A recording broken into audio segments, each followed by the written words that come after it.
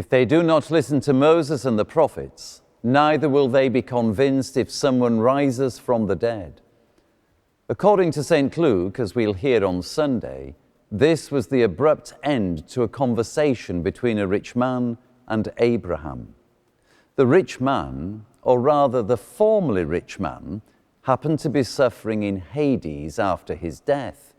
He'd noticed that across the unpassable gulf in heaven was the formerly poor man, Lazarus, who used to beg at his gate. In life, Lazarus longed to satisfy his hunger with what fell from the rich man's table. Now, having been carried to heaven by the angels, he was in the company of Abraham. To be fair to the rich man, he was now showing compassion and concern for his brothers who were still in this life. Couldn't Abraham send Lazarus back to warn them of the cost of ignoring the demands of a just and godly life? Abraham was quite clear. People had the scriptures to guide them. Would they really heed the warnings of someone coming back from the dead?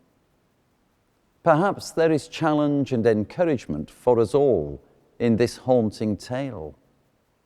The gospel imperative to care for the poor and outcast is unequivocal, and it applies to us all, not just those counted amongst the rich or the super rich. But surely, talk of someone coming back from the dead prompts in a Christian's mind the thought of Christ himself, the only one perfect enough to qualify by his deeds for heaven. The radical good news of the gospel is that through his cross and resurrection, we can all, by faith in him, share in heavenly life. Now, doesn't appreciating Christ's forgiving love for ourselves prompt us, in turn, to care for those less fortunate than ourselves?